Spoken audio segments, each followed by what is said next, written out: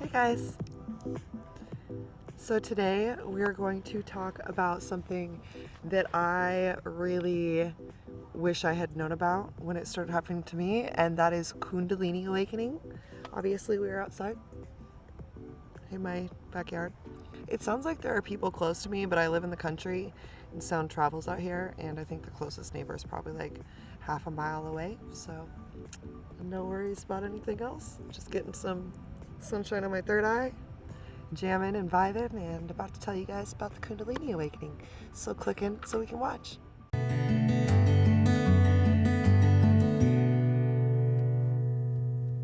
Hey guys, welcome to Clarity Couture. I'm Lyndsey. Thank you. Thank you so much for being here. I'm used to being quarantined. It's kind of a normal thing for me, but I was being quarantined. I was like self-quarantining for about a couple months before the quarantine hit. And so I'm like, okay, I think I need to sit outside, get out of the walls. So welcome you guys. Thank you for being here. Really quick, I just wanted to ask, if you haven't taken the time, please give that subscribe button a click. And if you like this video, like the video too. So today we're going to talk about the Kundalini awakening, and my Kundalini awakening wasn't something that I was ready for. I was meditating, I was practicing the idea of it. Oh my god, it's getting so bright. What up, Gaia? It's just so bright. Like,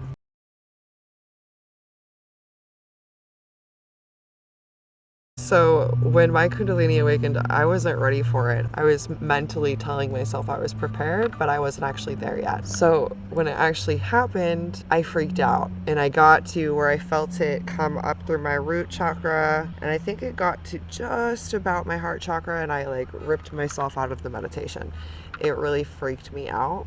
I'm not really sure how this video is going to work for light. So when my Kundalini awakened, it was a physical sensation I was definitely not prepared for. One of the reasons that the Kundalini was so just like, oh my god, when it happened was because it's the actual physical result of your hormones changing through your endocrine system. I'm not a scientist or a physician, and I can't really explain all that, but there's a scientific reason for it. And when I saw that aspect of it, I was like, okay, so this is what I'm not going crazy, right? So today I wanted to give you guys 7 signs that you have experienced a Kundalini awakening. The sun is so loud right now. The sun's loud and it's hot. It's already showing so much leg, but whew. Thank you for that cloud there. All right, so the first sign that you have experienced a Kundalini awakening is tingling sensations, like small little electric bolts or currents like moving through your body. Y'all are so loud right now. The best way to describe this is when you are laying on your hand or your arm and your hand goes numb and you have to wait for a minute for your feeling to come back, and it's really tingly and kind of like just weird. I don't know if you can hear it, but that was a hawk that just flew by. Hawk's one of the animals that just kind of follows me around, and I used to think it was because of my dog Chiquita, who was like this big and totally hawk food. She's not around anymore, and just got all the birdies talking to me. They're crazy. They're so loud today. So another sign, numero dos, because I totally know Spanish, another sign, number 2, that you have experienced a Kundalini awakening is feeling like a hot and cold sensation up and down your spine. It would be comparable to icy hot, right? If you were to put icy hot on the middle of your spine and the way that feels, that's literally the best analogy for that, because that's kind of what it feels like. The third sign that your Kundalini has awakened is like a vibration in your arms and like your legs, almost like if you were standing at a concert and you're right next to the speaker and there are 100,000 people, and all you feel is the constant moving vibration of the ground moving up your legs and through your hands. That is a big sign that your Kundalini has begun to awaken. Number 4 for a sign that your Kundalini has awakened is intense heat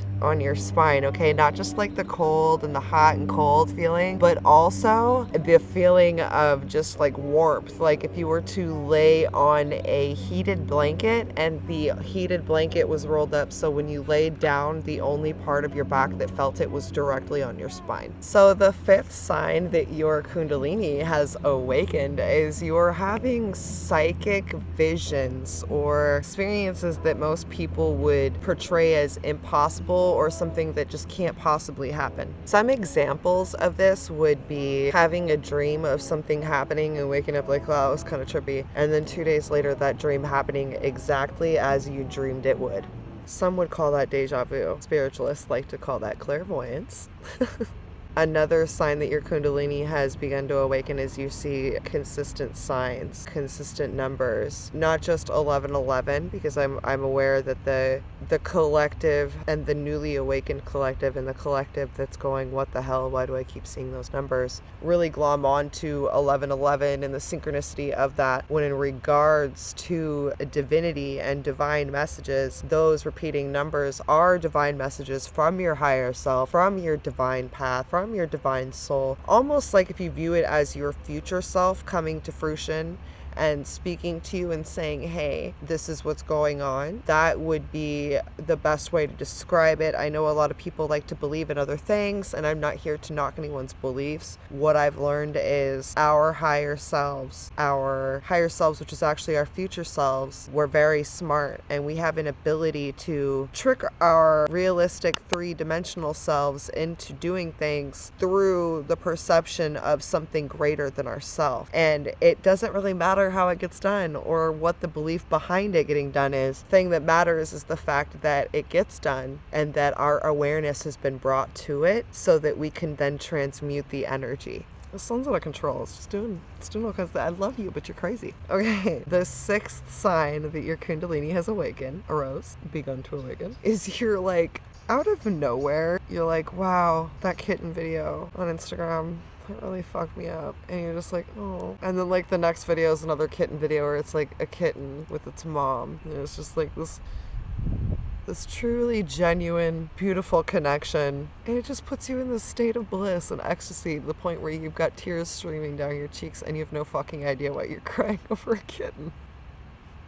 You'll just be really happy for people and things and situations outside of you. You'll see situations outside of you that break your heart, that you want to do everything you can to fix these situations. And then you realize, like, but look at all the beauty that's come from it. So another example would be everything going on in the world and the fact that we're in a pandemic and being like, this is so heartbreaking. Look at all of the people and the world and how it's being affected. And then on the other very extreme opposite end of the spectrum, you could be like, but look at how beautifully this is affecting everyone in the world, and the fact that families are coming together and people are outside gardening and like people are naturally in the sun, which is actually really good for them and good for their third eye, and they're learning about their families and they're learning like, whoa, my son spends way too much time on video games. And it's an awareness of not just self but those around you. So there's an ability to see the good through all of the depressive states, and you feel it both. You feel all of it, right? You feel both sides of the spectrum where it breaks your heart to see this, but then it just fills your heart with so much joy and bliss to see the beauty that comes from that heartbreak, because there's always the light that follows the darkness.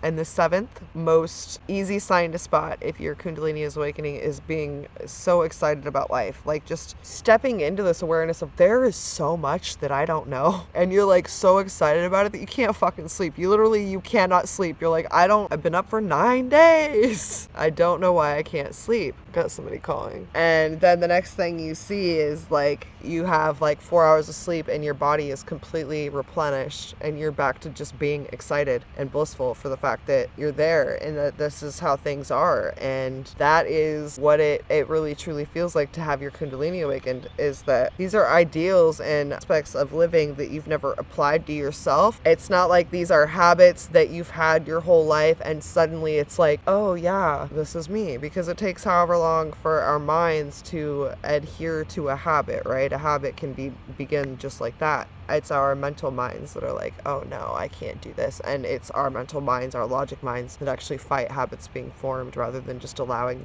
ourselves to step into that version that we want to become. It's all of our logic, mind, reasoning, and question as to why we'll never get it that it slows down the process. So if you are aware of the processes in which you're dealing with, you're going to be able to better align to that version that your higher self is trying to align you to. And when you kind of can see your path by not fighting it, but going, okay, where's the flow going? And just kind of throwing like your inner tube and just like diving in it, like, screw it, man. I guess we're in Colorado River and this is going to be rough water, but we're going to fucking do it. Rock on.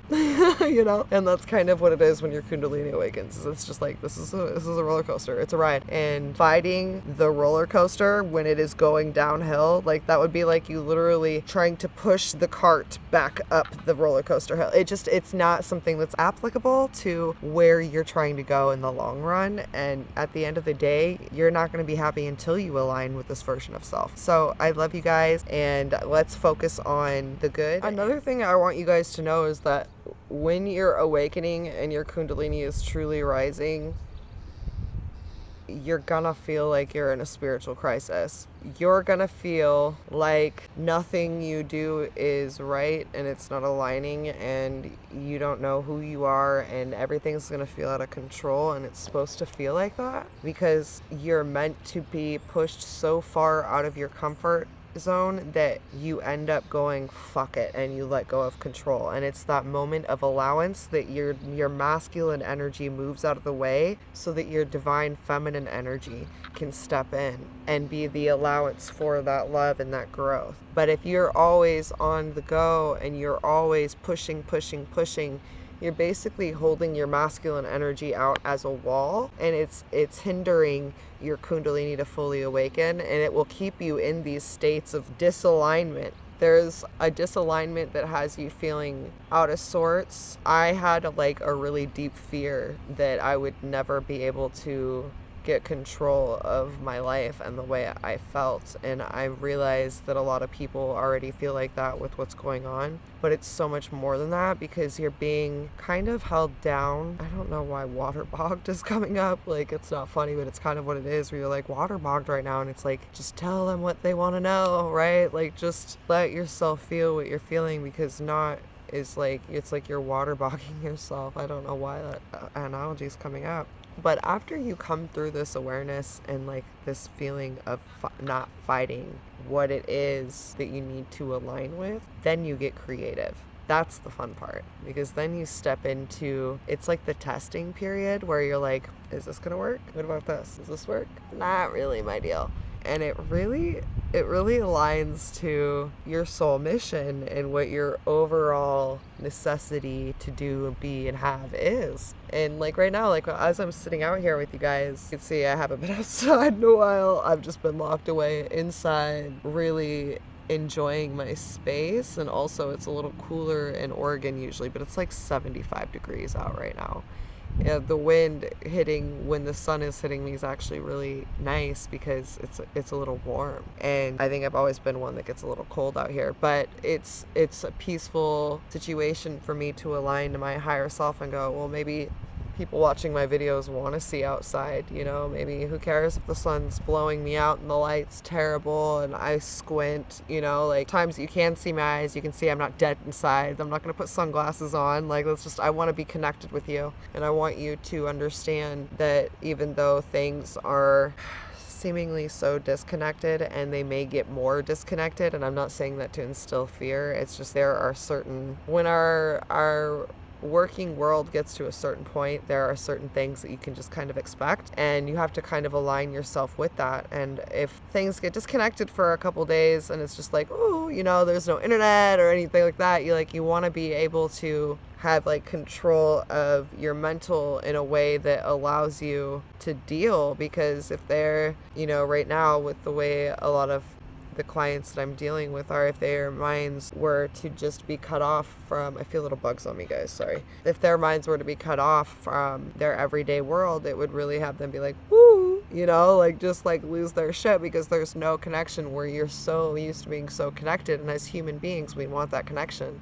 But we long for that connection outside ourselves because we don't have that connection with ourselves. And even as I say this to you, I'm remembering that connection to self that I've always had, especially here. I grew up here. I've been blessed to have this home in my family for a long time, and I actually learned to walk in this house, and this is where we would have 4th of July with all the families. So me placing this on myself and taking my own advice, it's like, remember who you are, right? And I remember sitting in this yard and squinting at the sun and just laying here, literally just laying here. You know, as a child, kids don't really have much to do, right? Like, you just need to be a kid. Be a kid, wash under your armpits, brush your teeth, you know, eat your fucking food, say grace, find things to be grateful for, pick up your dishes. There's not much you need to do, you know? It's little shit, simple shit. It's shit that you need to know for life. And by the way, real quick, y'all are a parent, please teach your kids little things like, hey, if you have a dish, take it downstairs and don't just set it by the dishwasher. Wash that bitch. I had to instill that in my 10-year-old. Like, I'm grateful that my 10-year-old has so much love and support around him. But at the same time, it's like that love and support could actually turn out to be a little detrimental if they go out into the world and they don't know how to wash a dish, right? Or how to sweep the floor, or handle little things that at a certain age they should be knowing. So as parents, it's our duty, it's our divine duty as a parent to go, okay, these are the things you need to know. And I only know this not because I was taught by it, but because there were things that weren't instilled in me, and it made my life really hard. And I'm going, whoa, we don't want a replay of certain things, so let me just instill this really quick. And it's not against anybody, it's just a reminder to be present with them when we have them, because we only have them for such a short period of time. So I'm getting off topic. I love you guys. And our affirmation today is, I allow the information I am getting to come through me organically. I allow the information that I am getting to come through me organically. I allow the information that I am getting to come through me organically. And allow things that are coming to you to really flow through you organically. It's so important to do that right now, mainly because we don't all have this chance all the time. And I feel like it's our guides, and we've all come together collectively. Like, they're just like they keep meeting at the same bar. Like, everybody knows you can. All of our guides are just like, hey Jim, oh yeah, Troy, don't even get me started on that fucker. Right? Like, they come in like rubbing their back. Hey yo, give me a double shot. Yeah man, oh yours isn't listening to? Yeah, cheers motherfucker. Line them all up, I got everybody today. Right, like, it's just our guides. So collectively they were like, they all show up and they're like, they're getting gangster on us, and they're like, we're sick of this shit. You know what we need to do? We need to press pause on the whole world. The other ones were like, Frank at the end was like, yeah! I'll stop talking shit about our guides. They'd be coming out the woodworks. They're powerful, man.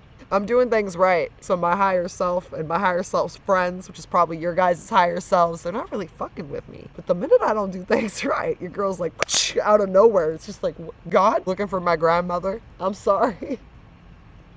Alright guys, remember that your body is a vehicle for your soul. That's why you want to drive it well, my friends. Don't be driving drunk out here in this soul world. They'll get you. I love you guys. Until next time, namaste. Oh, if you like the video, click like and subscribe.